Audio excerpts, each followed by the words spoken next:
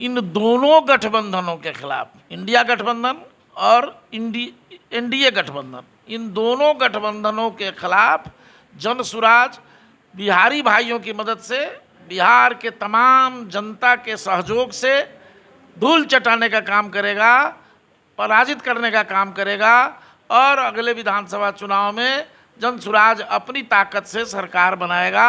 ये तैयारी हमारी इस कदर चल रही है।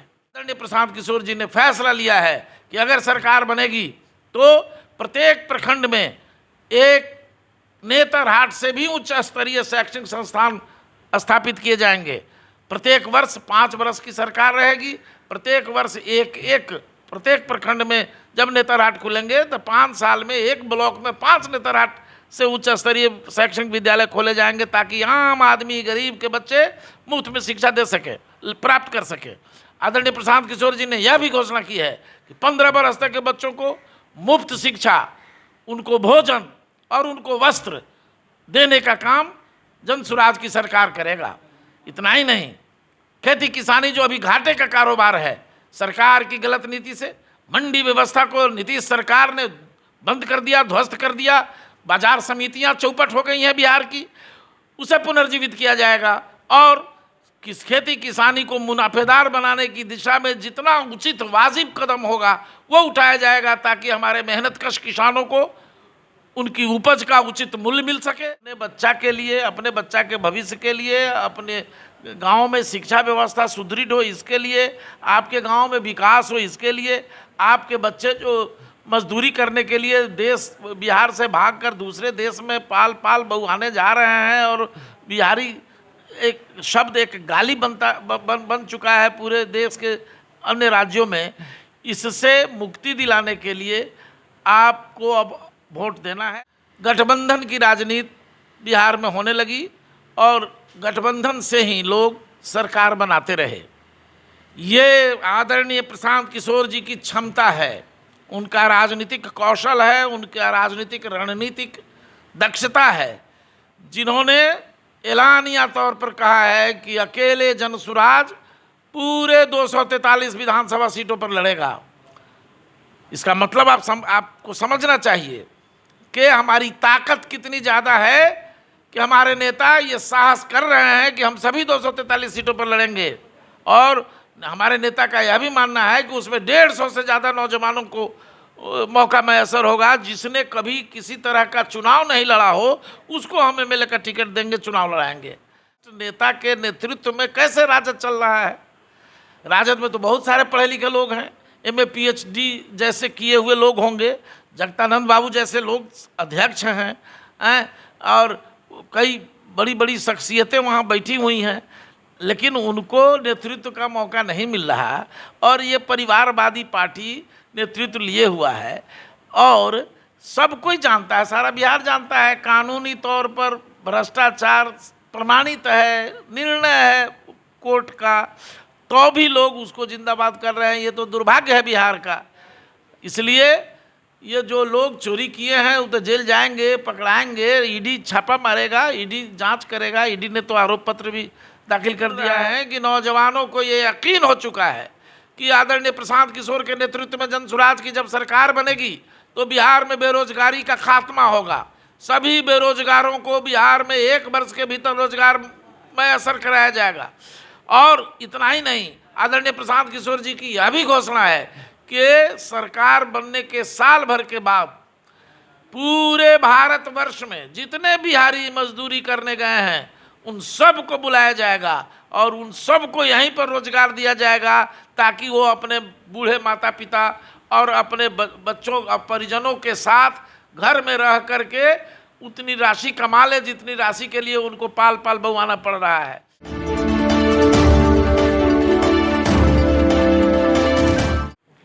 नमस्कार, आप देख रहे हैं न्यूज़ हाइप। मैं हूं संतोष कुमार सिंह।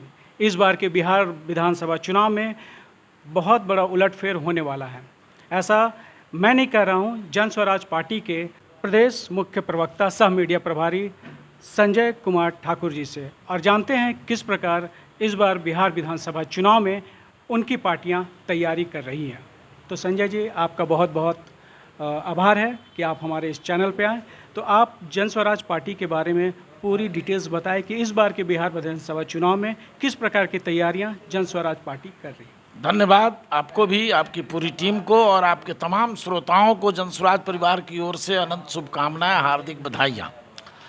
देखिए, बिहार विधानसभा चुनाव जन स्वराज पूरी ताकत, पूरी मुस्तैदी और पूरी क्षमता से लड़ेगा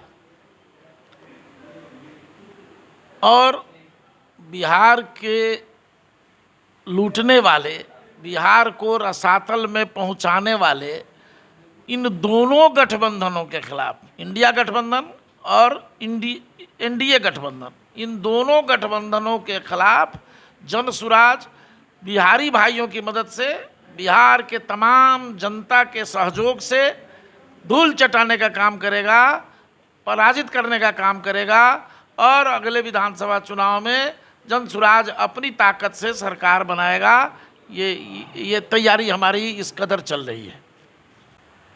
बहुत से युवाओं, बहुत से लोग जन स्वराज से जुड़ रहे हैं, इसका मुख्य कारण क्या है? देखिए, लोगों का जन स्वराज से जुड़ने का मूल कारण है कि आदरणीय प्रशांत किशोर जी जो पदयात्रा कर रहे हैं और लोगों में ये अलख जगाने का काम कर रहे हैं कि साहब अभी तक आपने दूसरे के बच्चों को राजनेता बनाने के लिए वोट दिया, दूसरों का भविष्य निर्माण करने के लिए वोट दिया, आपने आज तक जीवन में कभी अपने बच्चा के लिए, अपने बच्चा के भविष्य के लिए, अपने गांव में शिक्षा व्यवस्था सुदृढ़ हो इसके लिए, आपके गांव में विकास हो इसके लिए, आपके बच्चे जो मजदूरी करने के लिए देश बिहार से भागकर दूसरे देश में पाल पाल बहुआने जा रहे हैं और बिहारी एक शब्द, एक गाली बन चुका है पूरे देश के अन्य राज्यों में। इससे मुक्ति दिलाने के लिए आपको अब वोट देना है। इसलिए समाज का सभी वर्ग, जात पात धर्म मजहब की जो अभी तक बाकी राजनीतिक दल बिहार में करते रहे हैं उससे लोग उकता गए हैं, त्रस्त हैं और अब लोग जात पात धर्म मजहब को छोड़कर जन स्वराज के साथ आदरणीय प्रशांत किशोर जी के नेतृत्व में विश्वास जताते हुए एकजुट हो रहे हैं। इसीलिए सभी पार्टियों में घबराहट है, सभी पार्टियों का पेट फूल रहा है। तेजस्वी यादव पर नौकरी के बदले जमीन मामले में ईडी ने समन जारी किया है, इसके बारे में आप क्या कहेंगे? देखिए, तो समन होता ही रहेगा। सवाल है कि ये तो राजद वालों से आपको ये सवाल पूछना चाहिए था। जो राजद में लोग जिंदाबाद जिंदाबाद का नारा, इन लोगों का तेजस्वी जिंदाबाद और लालू जी जिंदाबाद का नारा लगाते रहे हैं, आप मीडिया साथियों को तो उनसे सवाल करना चाहिए जो भाई ऐसे भ्रष्ट नेता के नेतृत्व में कैसे राजद चल रहा है।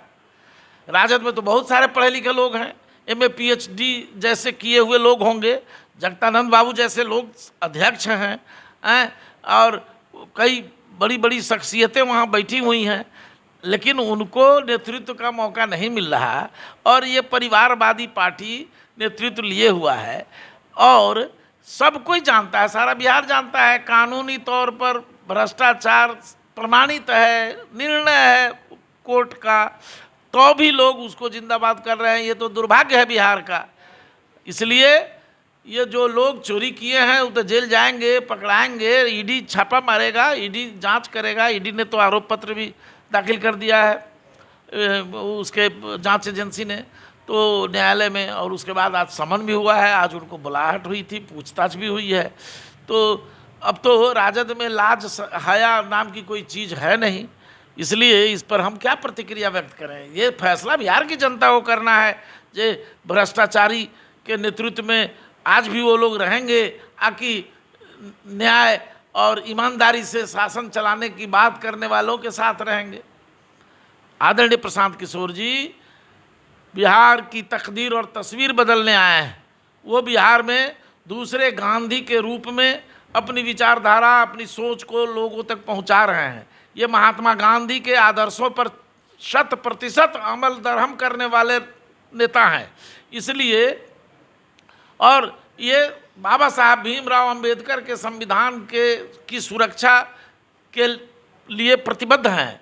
ये भारत रत्न जननायक कर्पूरी ठाकुर की विचारधारा को गांव-गांव तक ले जाने के लिए प्रतिबद्ध हैं। ऐसे में समाज का सभी वर्ग, जिसमें खास करके अल्पसंख्यक, अति पिछड़ा, सवर्ण, पिछड़ा, दलित, सब समाज आदरणीय प्रशांत किशोर जी के नेतृत्व के साथ जुड़ता जा रहा है, जिससे इन लोगों को काफ़ी बेचैनी बढ़ी हुई है। इसीलिए कभी हमको कोई बी टीम कहता है तो कभी कोई कुछ कहता है, और जदयू वाला अलग अनर्गल प्रलाप कर रहा है, भाजपा अलग अनर्गल प्रलाप कर रहा है।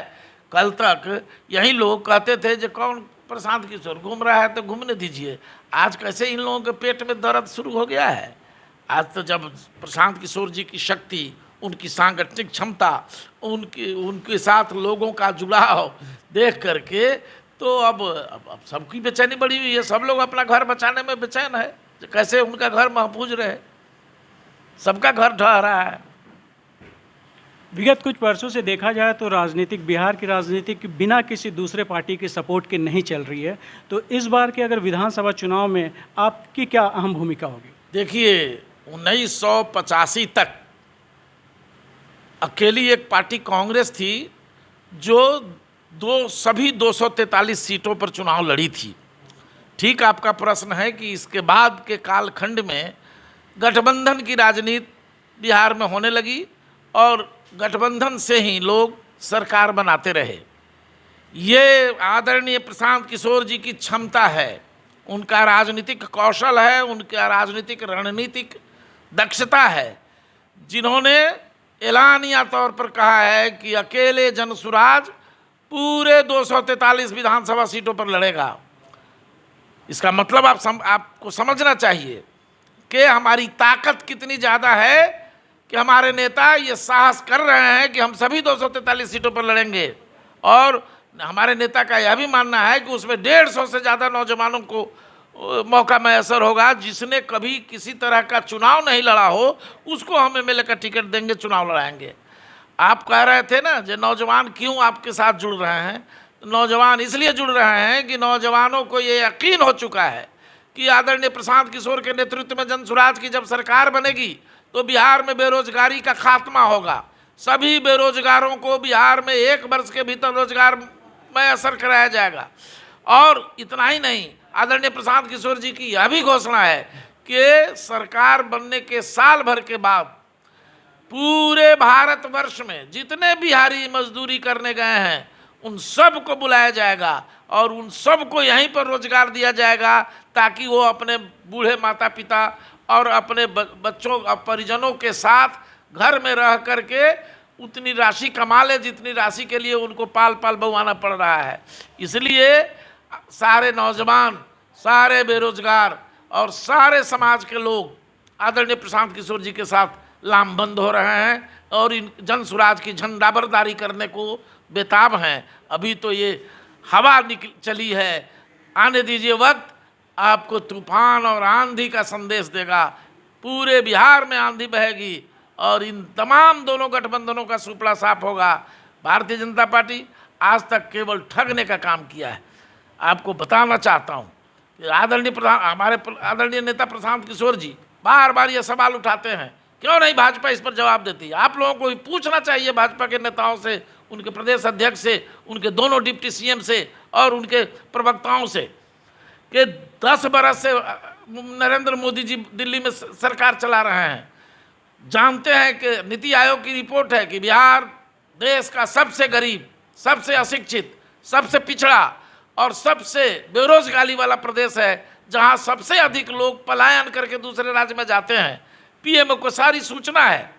आज तक प्रधानमंत्री ने कभी क्यों नहीं नीति आयोग, योजना आयोग और बिहार सरकार के उच्चाधिकारी और दिल्ली सरकार के उच्चाधिकारियों के साथ कभी क्यों नहीं समीक्षा बैठक की? 1 मिनट की भी बैठक नहीं की है उन्होंने आज तक बिहार के विकास के लिए।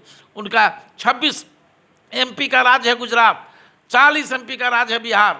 पिछले 14 में भी उनको भारी बहुमत दे करके भेजा था, 19 में भी उनको 40 में 39 सीटें दी थी। आज भी उसको 30 सीट दी गई है। गुजरात से ज़्यादा योगदान बिहारियों का है।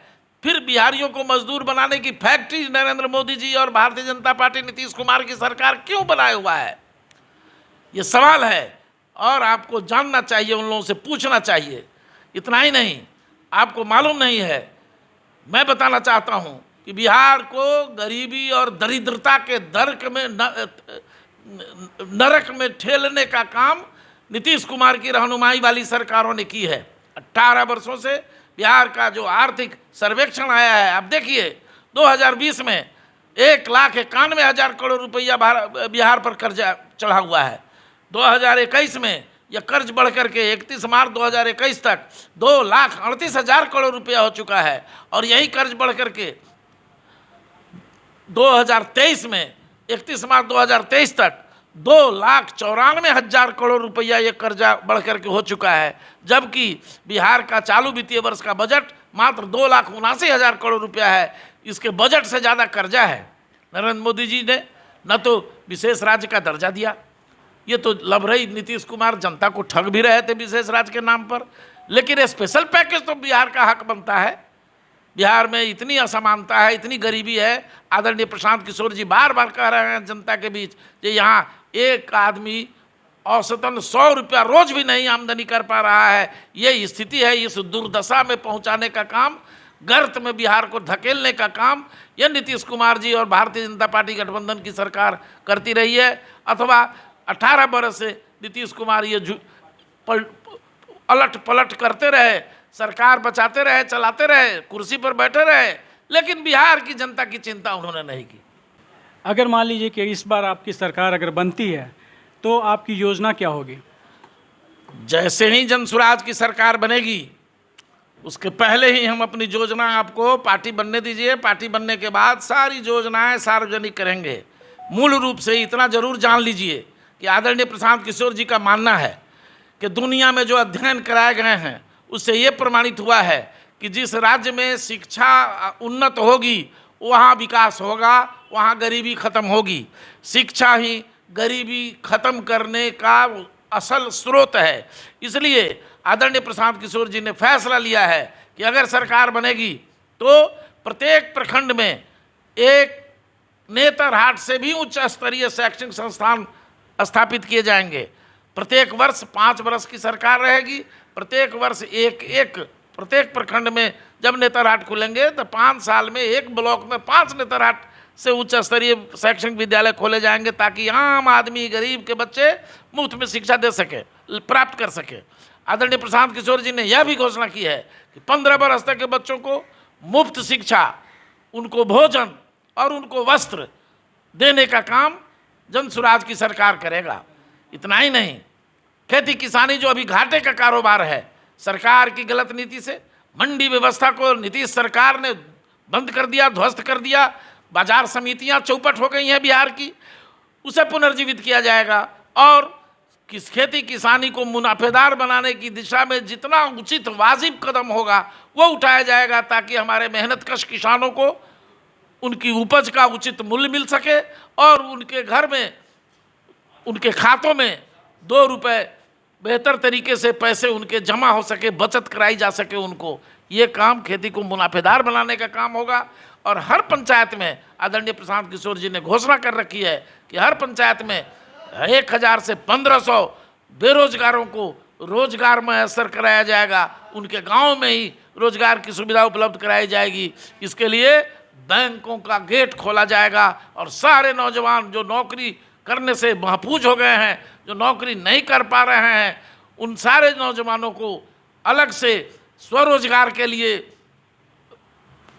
कम ब्याज पर उचित ऋण राशि उपलब्ध कराई जाएगी, ताकि वो अपना छोटा छोटा कारखाना खोल सकें, लघु उद्योग स्थापित कर सके, दुकानदारी कर सके, व्यवसाय कर सके, किसी तरह का ऐसा कारोबार कर सके जिससे उनको 10,000, 20,000, 25,000 रुपये महीना में आमदनी हो सके। ये इंतजामात आदरणीय प्रशांत किशोर जी कराएंगे। इसकी घोषणा बार बार की जा रही है। तो आपका बहुत बहुत धन्यवाद जो आप हमारे इस चैनल पे आए। धन्यवाद आपको भी और आपके तमाम श्रोताओं को भी जनसुराज परिवार की ओर से नमस्कार, शुभकामनाएं।